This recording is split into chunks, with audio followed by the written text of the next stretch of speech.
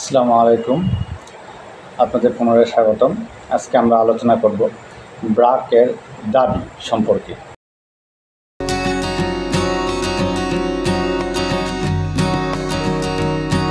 দাবি হলো দাবি বলতে বোঝায় দারিদ্র্যের মানে দাবি দাতে দারিদ্র্য বিতে বিমোচন, অর্থাৎ দাবি এর পূর্ণরূপ হচ্ছিল দারিদ্র্য বিমোচন। আচ্ছা, এখানকার কাজ কি? মূলত কাজ হলো লোন বিতরণ করা এবং যে সেভিংস যে থাকে সেভিংস কালেকশন করা। তারপর বিভিন্ন টার্গেট থাকে। টার্গেট হলো আপনার লোন বিতরণ টার্গেট, সেভিংস কালেকশন সেটা টার্গেট, সদস্য বা বড়োয়ার বৃদ্ধি সেটা টার্গেট, এবং যে ওভারডিউটা যে প্রতি মাসে অল্প হোক বা কোনো মাসে কখনো যদি ওভারডিউ যদি পড়ে যায় সে ওভারডিউ আদায় করা, সেটাও একটা টার্গেট থাকে। মূলত এখানে কাজ করতে হয় হলো নির্দিষ্ট সমিতি থাকে, সেই সমিতিতে গিয়ে কালেকশন করতে হয়। নির্দিষ্ট বাসায় গিয়ে সেই বাসায় একটা কেন্দ্র থাকে, সে কেন্দ্রে গিয়ে কেন্দ্রে সাধারণত সভাপতি থাকে, কেন্দ্রের ক্যাশিয়ার থাকে, তারপর কেন্দ্রের সভানেত্রী ইত্যাদি থাকে আর কি। তো সেখানে গিয়ে কেন্দ্রে বসে কালেকশন করতে হয়। সবাই কেন্দ্রে আসে, কেন্দ্রের টাকা নিয়ে আসে এবং সেই টাকা সেখান থেকে পাঠিয়ে লিখা এবং অনলাইনে একই সাথে পোস্টিং দিয়ে দেওয়া। ট্যাব যে থাকে সেই ট্যাবে পোস্টিং দিতে হয়। এটা মূলত কালেকশন। তো এখন একটা বিষয় যে সবাই যে আপনাকে কেন্দ্রে আসে টাকা দিবে এটা কিন্তু নয়। তবে কিছু কিছু লক্ষ্য করা যায় যে যারা কেন্দ্রে আসে না সেক্ষেত্রে তাদের বাসায় যেতে হয়, বাসায় যেয়ে সেখান থেকে কালেকশনটা নিশ্চিত করতে হয়। আচ্ছা, তো সাধারণত একজন দাবি যে যারা চাকরি করে তারা কতগুলো সদস্য দেখেন। সাধারণত একজন সদস্য মানে একজন দাবি যে কর্মকর্তা তিনি প্রায় ৩২৫ জনের মতো তিনি সদস্য দেখেন। তো ৩২৫ জনের বেশি যদি হয়ে যায় সেটাকে বলা হয় হলো ওভারলোড, বা সেটা আরেকটা সুন্দর নাম হচ্ছে কেস লোড। যে নির্দিষ্ট ৩২৫ জনের বেশি যদি হয়ে যায়, বর্তমানে ৩২৫ জন যদি হয়ে যায় তার অতিরিক্ত হলে কেস লোড হয়। তো আর কেস লোড জিনিসটা হলো যে নির্দিষ্ট সদস্যের থেকে যে ৩২৫ জন সদস্য তার থেকে বেশি হওয়া কেস লোড। আর কেস লোড যদি আপনার কোনো দারিদ্র্য বিমোচন বা দাবির যদি প্রোগ্রাম অর্গানাইজার যারা থাকে তাদের যদি কেস লোড থাকে প্রতি মাসে কেস লোড হওয়ার জন্য সে কিছু পরিমাণ টাকা পায় আর কি, অর্থাৎ সম্মানী পায়, যে সে তার নির্দিষ্ট পরিমাণের থেকে বেশি সদস্য দেখছেন, এই জন্য তিনি কিছু সম্মানে পেয়ে থাকেন। এখন একটা বেশি সম্মানে পাওয়া মানে এখানে কিছু আবার মানে সিস্টেম আছে যে আপনি সম্মানে চাইলে তো পাবেন না। তো সম্মানীটা হলো এমন যে প্রথমে মাসের শুরুতে যে পরিমাণ বড়োয়ার বা সদস্য যে থাকে, যদি মাস শেষে যদি একই পরিমাণ যদি সদস্য যদি থাকে বা তার থেকে যদি বড়োয়ার বৃদ্ধি পায় বা সদস্য বৃদ্ধি পায় তাহলে সেখানে তিনি কেস লোডের আওতাভুক্ত করবে। এখন আপনি সাপোজ ধরেন 400 জন সদস্য আপনি আপনার নিয়ন্ত্রণে আপনার নিকট আছে, মাস শেষে দেখা গেল আপনি 401 জন করলেন, সেক্ষেত্রে আপনি কেস লোডে টাকা পাবেন। যদি আপনি দেখা যায় যে 400 জন থেকে 399 জন হয়ে যায় সেক্ষেত্রে কিন্তু আপনি কেস লোডে টাকা পাবেন না। আচ্ছা, তো এখানে যারা মূলত কাজ করে তাদেরকে বলা হয় পিও বা প্রোগ্রাম অর্গানাইজার, বা এর আরেকটা বাংলা সুন্দর নাম আছে, তাতে বলা হয় কর্মসূচি সংগঠক। এবার আমরা আলোচনা করব বেতন ব্যবস্থা নিয়ে। মূলত ব্র্যাকের যারা প্রোগ্রাম অর্গানাইজার বা দাবি যারা দারিদ্র্য বিমোচনে প্রোগ্রাম অর্গানাইজার হিসেবে চাকরি করেন তারা মূলত ইনিশিয়াল পর্যায়ে মানে ব্র্যাকে ইনিশিয়াল পর্যায়ে গ্রেড 2-তে কিন্তু তারা সাধারণত বেতন পেয়ে থাকেন। আর মাসের সর্বশেষ 3 কর্মদিবসের মধ্যে তারা বেতন পেয়ে থাকেন। এবং এই বেতন বাদেও তাদের আরও বেশ কিছু ইনকাম আছে, যেমন কোয়ার্টারলি ইনসেন্টিভ, যেটা কোয়ার্টারলি বলে 3 মাস পর পর একটা কোয়ার্টার হয়ে থাকে, বছরে 4টা কোয়ার্টার। তো 3 মাস পর যে কোয়ার্টারলি আছে সে কোয়ার্টারলি ইনসেন্টিভ আছে। সে কোয়ার্টারলি আপনি যদি আপনার টার্গেট থাকে বা আপনার loan target, savings target, বড়োয়ার target, ওডি টার্গেট, সেই টার্গেটগুলোর নিয়ম মাফিক যদি আপনি পরিপূর্ণভাবে ফিল আপ করেন, সে আপনি কোয়ার্টারলি বা 3 মাসের আপনি ইনসেন্টিভের আওতাভুক্ত হবেন। তারপর ক্যাশ লোড যদি হয়ে যায়, আমি একটু আগে বললাম ক্যাশ লোড যদি হয়ে যায়, ওটা কাজে অতিরিক্ত চাপের জন্য আপনি টাকা পাবেন। তারপর ডিস্টেন্স ভাতা, অর্থাৎ আপনি যেই জায়গায় চাকরি করছেন সেখান থেকে যদি আপনার বাসা যদি বেশি দূরে হয়ে যায়, তো সেক্ষেত্রে আপনি ডিস্টেন্স একটা, এই যে লং ডিস্টেন্স একটা, এই ডিস্টেন্সের জন্য আপনি একটা কোনো ভাতা পেয়ে থাকবেন। অথবা ইনক্রিমেন্ট, পিএমএস, যেটা হলো ইনক্রিমেন্ট হলো, এটা আপনি বাৎসরিক প্রতি বছর আপনি একটা ইনক্রিমেন্ট আপনার পাবেনই। তারপরে পারফরমেন্স বোনাস, অর্থাৎ বছরে পিএফ যেটা বলা হয়, বছরে পারফরমেন্স বোনাস, যে কেউ যে কোনো ব্রাঞ্চ যদি পারফরমেন্সের আওতাভুক্ত যদি চলে আসে, পিএফের আওতাভুক্ত, তাহলে ওই ব্রাঞ্চের প্রায় কম বেশি সবাই পায়। তবে হ্যাঁ, ক্ষেত্র বিশেষে ব্রাঞ্চের সবাই অনেক সময় পায় না। তো সাধারণত কেউ যদি পিএফ যদি পায়, তো সর্বনিম্নই 3টা পায়, সাধারণত 3টা। তারপর এবং সর্বোচ্চ 8টা পর্যন্ত পিএফ পায় থাকে। পিএফ এখানে পিএফটা কীভাবে পাবে, এখন পিএফ সাধারণত এটা একটা পারফরমেন্স, আপনার যেমনটা একটা পারফরমেন্স, সেই অনুযায়ী একটা মোটা অঙ্কের টাকা। কেউ যদি 8টা যদি পিএফ যদি পায়, তার স্কেলের উপর ডিপেন্ড করে, তো সেক্ষেত্রে সে প্রায় লাখ টাকার উপরে স্বাভাবিকভাবে সে পায় থাকে, সেটা বাৎসরিক, এটা সাধারণত পেয়ে থাকে। এটা সাধারণত বেতনের বাহিরেও এসব ধরনের ইনকাম কিন্তু ব্র্যাকে একজন কর্মসূচি সংগঠকের রয়েছে। এবার আমরা আলোচনা করব কাজের চাপ। মূলত কি, আমি অন্য এক ভিডিওতে ব্র্যাকের সম্পর্কে বলছিলাম যে সাধারণত কোনো আর্থিক প্রতিষ্ঠান, বেসরকারি আর্থিক প্রতিষ্ঠান, বিশেষ করে এনজিও প্রতিষ্ঠান কিন্তু আপনাদের বসে বসে বেতন দিবে না। অবশ্যই এখানে কাজ আছে, কাজের চাপ তো অবশ্যই আছে। সেই কাজের চাপ দাবিতে মোটামুটি আছে। সাধারণত মাসের শুরুর দিকে আপনার লোন বিতরণের কোনো একটা চাপ থাকেই, এবং মাসের শেষের দিকে অনেক সময় দেখা যায় যে কিছু সদস্য আছে যারা টাকা ঠিক মতো দেয় না, মাসের শেষের দিকে নিয়ে যায়। সেক্ষেত্রে মাসের শেষের দিকে কাজের চাপটা একটু বেশি হয়। বিশেষত 15 থেকে 20 তারিখের থেকে 30 তারিখের পর্যন্ত এই সময়টার মধ্যে কাজের চাপ সর্বোচ্চ থাকে। আর এখানে যারা কিস্তি আদায় করে থাকেন, বর্তমানে সবই মাসিক কিস্তি আদায় করে থাকেন। আচ্ছা, এখন এই কাজের চাপের মধ্যে আরও একটা, এখানে অন্য কিছু আমি আরেকটা জিনিস যদি আমি অ্যাড করি, তো সাধারণত এখানে সম্পূর্ণ কাজটাই সেটা হলো ফিল্ড লেভেলের কাজ, অর্থাৎ আপনাকে সরাসরি সদস্যের কাছে যেতে হবে এবং সদস্যের সাথে সদস্য নির্বাচন করতে হবে যে সে ওদের লোন পাওয়ার যোগ্য কিনা, এবং সে যদি লোন পাওয়ার যোগ্য হয় তবে তাকে লোন দেওয়া। মূলত কেউ সদস্য সে যোগ্য কিনা সেটা নির্বাচন করতে হবে। সে নির্বাচন করাটাই হলো এখানে সবথেকে বড় একটা কাজ, এটা আমার মতে। কারণ আপনি যদি সদস্য লোনই যদি প্রথমে একটু ভালোভাবে নির্বাচন করতে পারেন, তাহলে আপনাকে আর কোনো পরিশ্রম করতে হয় না। আপনার নির্দিষ্ট সময় গিয়ে আপনার কিস্তির টাকাটা চলে আসে। তাছাড়া যেহেতু কাজের চাপ এখানে বেশি, সেক্ষেত্রে এখানে কিন্তু আপনার সুযোগ সুবিধাও কিন্তু কম না। এখানে প্রভিডেন্ট ফান্ড আছে, অর্থাৎ আপনি চাকরি জীবনের শেষে প্রভিডেন্ট ফান্ড আছে, গ্র্যাচুইটি আছে। তারপর আপনি যে মোটরসাইকেল বা আপনি যে যাতায়াত করবেন, যে সেই যাতায়াতের জন্য আলাদা করে আপনি ভাতা পাবেন। আপনি যদি অসুস্থ হন, সে অসুস্থর পাশাপাশি আপনি অসুস্থ হওয়ার জন্য স্বাস্থ্য বিমা পাবেন আপনি। তারপর বছরে 2টো তো উৎসব বোনাস তো থাকেই, ইত্যাদি।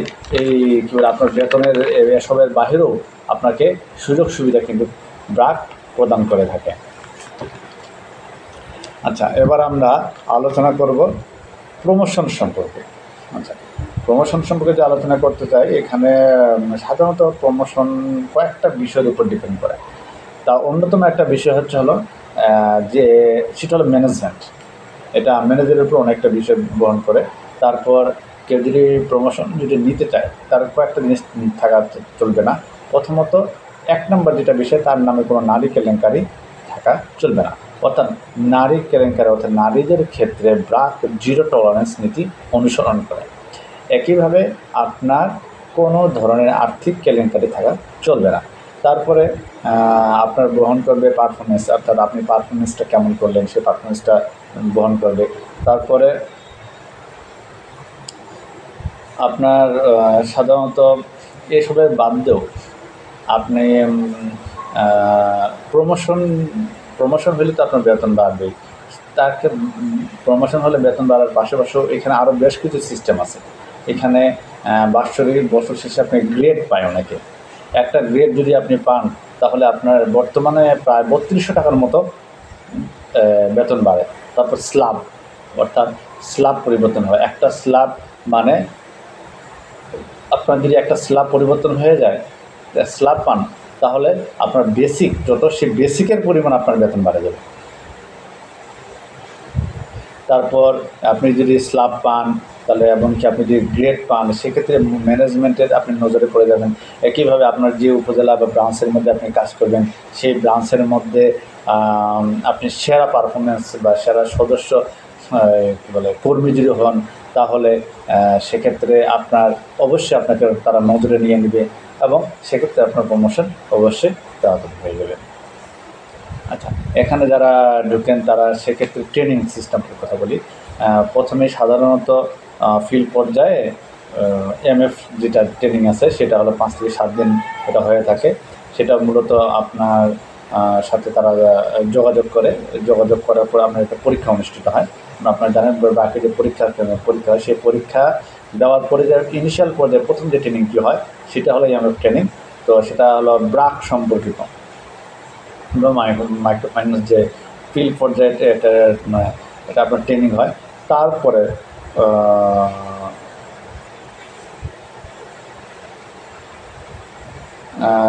তারপরে মনে করেন যে মাইক্রো ফাইন্যান্সের আপনার বিশদ একটা ট্রেনিং হবে আর কি, যে আপনার কাজে অগ্রগতি ইত্যাদি একটা হবেই। প্রথমে যে ট্রেনিং হয় সেই ট্রেনিংটা সুন্দর একটা নাম আছে কম্প্রিহেন্সিভ ট্রেনিং, যেটা সাধারণত যোগদানের আগে হয়ে থাকে। আর এমএফ বা ফিল্ড পর্যায়ে যে ট্রেনিংটা আছে সেটা হলো আপনার ৫-৭ দিনের মতো, এখানে ৫ থেকে ৭ দিনের মতো এটা এলাকা ওয়াইজ বিরাজ করে, যে আপনার পোস্টিং দেওয়া এবং বড়োয়ার লিস্ট ইত্যাদি সম্পর্কে আপনাকে সেই ট্রেনিংয়ে সব কিছু শিখিয়ে দেওয়া হয়। আচ্ছা, এখানে এবারে একটা আমরা আলোচনা করব সাধারণত পরীক্ষা পদ্ধতি কেমন হয়। তো পরীক্ষা পদ্ধতি এখানে পরীক্ষা পদ্ধতির আলোচনা করার আগে এখানে আমরা আলোচনা করি চাকরিতে ডাক পাওয়া। সাধারণত ব্র্যাকে যদি কেউ আবেদন করে তাহলে সেক্ষেত্রে কিন্তু ব্র্যাকে সাধারণত অনেকেই আবেদন করে। ব্র্যাকে এক সার্কুলারে প্রায় কয়েক হাজার আবেদন জমা পড়ে। সেক্ষেত্রে সবাইকে কিন্তু ডাকে না। আপনার নিজেরা অনেকে আছে, অনেকে অভিযোগ করে যে আমি প্রায় 4-5 বার আমি আবেদন করছি কিন্তু আমার নাম ডাকে আসে না। তো এই ডাক না আসার অন্যতম বেশ কিছু কারণ আছে। আমি যেটা মনে করি যে প্রথমত আপনাকে career.brac.net ব্র্যাকের একটা নিজস্ব ওয়েবসাইট, তো সেখানে আপনাকে আবেদন করতে হবে। সাধারণত ব্র্যাকের যে কোনো সার্কুলারে 2 ভাবে আবেদন করা যায়।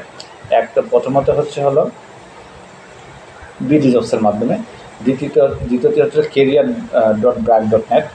তো সেখানে তো অবশ্যই আপনি বিডি জবসের মাধ্যমে না করে career.brac-এ আপনি আবেদন করবেন।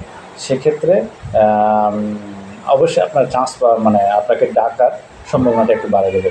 দ্বিতীয়ত আপনি যে কাজটা করতে পারেন, আপনি কেরিয়ার হাব, ব্র্যাকের একটা নিজস্ব হাব আছে যেখানে কেরিয়ার হাব নাম, আপনি সেখানে কেরিয়ার হাব থেকে আপনি প্রশিক্ষণ গ্রহণ করতে পারেন। যে সেখানে প্রশিক্ষণ গ্রহণ করলে আপনাকে তারা একটা সার্টিফিকেট দেবে এবং সঠিকভাবে দিক নির্দেশনা পাবেন। তারা একটা ট্রেনিং দেবে, কোথাও 7 দিন, 10 দিন, 1 মাসের এরকম ট্রেনিংটা হয়ে থাকে। তো বিভিন্ন ট্রেনিং ওয়াইজ আর কি আপনারা যদি সেখান থেকে একটা ট্রেনিং গ্রহণ করেন তাহলে সেক্ষেত্রে প্রশিক্ষণের ফলে আপনার কী বলে ডাক পাওয়ার সম্ভাবনা এখন বাড়ে যাবে। তবে হ্যাঁ, এখানে আরও বেশ কিছু বিষয় আছে। সেটা হলো ইন্টারনাল যোগাযোগ ব্যবস্থা, অর্থাৎ অনেকে সুপারিশ করে সেই ইন্টারনাল যোগাযোগ ব্যবস্থা, যদিও এই কথাটা কেউ স্বীকার করে না, আপনারা যারা যারা ব্র্যাকে চাকরি করেন সবাইকে বলবেন, কেউ স্বীকার করে না সহজে, কিন্তু সবাই জানে, যারা যারা চাকরি করে অভ্যন্তরীণভাবে সবাই জানে প্রায় এখানে বেশিরভাগই ইন্টারনাল যোগাযোগ ব্যবস্থা হয়ে থাকে। তো অবশ্যই আপনার যদি কেউ পরিচিত, উপর লেভেলে কেউ পরিচিত থাকে, সেক্ষেত্রে আপনি ইন্টারনালি যোগাযোগ করে আপনি তার নামটা এইচআরের সাথে যোগাযোগ করে দিয়ে আপনার পরীক্ষা দেওয়ার ব্যবস্থা করে দিতে পারেন। সেক্ষেত্রে অবশ্যই এবার আপনি ভাগ্যবান। আচ্ছা, এখন একটা বিষয়, চাকরি ডাক পাওয়ার পর পরীক্ষার সিস্টেম। তো মূলত কি চাকরির ডাক পাওয়া, এখন ডাকটা কেমন পাওয়া, ওটাকে আপনাকে কি ওরা কীভাবে মেসেজ করবে, নাকি মূলত কি তারা আগে ফোন দেয়, যে কাজটা করে, অর্থাৎ আপনাকে একটা নির্দিষ্ট একটা রিজনের বা নির্দিষ্ট একটা বিএলসির আওতাধীন আপনাকে রাখে, এবং সে বিএলসিতে আপনাকে ডাকে, এবং বিএলসিতে ডাকার পর সেখানে কিন্তু পরীক্ষা অনুষ্ঠিত হয় সে বিএলসিতে, এবং বিএলসিতে গিয়ে ওখানে প্রথম দিন প্রিলিমিনারি এবং রিটেন পরীক্ষা হয়। রিটেন পরীক্ষার পরের দিন ভাইভা হয়, এবং তার ম্যাক্সিমাম সময় তার পরের দিনেই ভাইবার রেজাল্ট দিয়ে দেয়, এবং সেই দিন একটা ইনিশিয়াল একটা আপনাদের সাথে একটা সাক্ষাৎকার হয়, তার 5-7 দিনের পরে এই ট্রেনিং অনুষ্ঠিত হয়। তো এখন একটা বিষয়, পরীক্ষাটা কী নয়, পরীক্ষা সাধারণত এখানে প্রিলিমিনারি এবং রিটেন দুটোই পরীক্ষা সংগঠিত হয়ে থাকে। তো প্রিলিমিনারি পরীক্ষা দেওয়া থাকে বাংলা, ইংরেজি, গণিত, জিকে, এবং রিটেন পরীক্ষাতেও একইভাবে ইংরেজি, বাংলা, গণিত, এই জিকে ইত্যাদি থাকে। তো ইংলিশের ক্ষেত্রে প্রিলিমিনারিতে অবশ্যই সাধারণত এমসিকিউ রিলেটেড প্রশ্ন থাকে, আর রিটেনে ট্রান্সলেশন থাকে, তারপর ছোট ফ্রি হ্যান্ড রাইটিং রিলেটেড ছোটো ছোটো টিকা থাকে। একই সাথে গণিতের ক্ষেত্রেও প্রিলিমিনারির ক্ষেত্রে 2-1টা গণিত থাকে, কিন্তু রিটেনের ক্ষেত্রে প্রায় 8-10টা গণিত থাকে। এবং জেনারেল নলেজের ক্ষেত্রে আপনার এমসিকিউ তো অবশ্যই পাবেন। একইভাবে আপনি মেন্টাল এবিলিটি রিলেটেড আপনি কোশ্চেন পাবেন, ম্যাথেরও আপনি মেন্টাল এবিলিটি রিলেটেড প্রশ্ন আপনি পাবেন। আর সর্বশেষ আপনার ব্র্যাকের সম্পর্কে 2-1টি কোশ্চেন কিন্তু প্রায় থাকে। একইভাবে আর্থিক ব্যবস্থার উপরে একটি প্রায় 5-7 মার্কের একটা ফোকাস রাইটিং কিন্তু বাংলা বা ইংরেজিতে একটা কিন্তু থাকে। সেক্ষেত্রে অবশ্যই আপনাকে একটু প্রিপারেশন নিয়ে যেতে হবে বলতে হবে। তবে সাধারণত পূর্বে খুব একটা কঠিন হতো না প্রশ্নপত্র, তবে বর্তমানে যেহেতু প্রতিযোগিতা বাড়ছে, অবশ্যই একটু জটিল, প্রায় হালকা জটিল হয়েই থাকে, একটু কঠিন হয়ে থাকে। তবে অবশ্যই আপনারা বিশ্বস্ততার সাথে পরীক্ষায় অংশগ্রহণ করবেন। এবং একটা বিষয় এখানে আরও একটা কথা বলে রাখি, যারা সাধারণত ভাইবা দিয়ে থাকেন বা ভাইবা বোর্ড পর্যন্ত যান, তারা কম বেশি তারা কিন্তু কয়েক দফা প্যানেলের মাধ্যমে কয়েক দফা কিন্তু পুনরায় ডাকে থাকেন।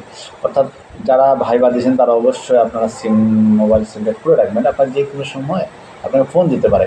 তবে কিন্তু আপনাকে কিন্তু সরাসরি মেসেজ দিবে না, মেসেজ দেওয়ার আগে কিন্তু আপনাকে ফোন দিবে যে আপনি কি চাকরি করতে চান কি চান না, আপনাকে এখানে আসেন, আপনি কি প্রস্তুত আছেন কি আসেন না, এবং আপনি আসতে চাচ্ছেন, এই রিলেটেড নানা দিয়ে একটু প্রশ্ন করার পর আপনি বলবেন যে আপনি এই অমুক দিন বিএলসিতে চলে আসুন এবং আপনার ট্রেনিং হবে।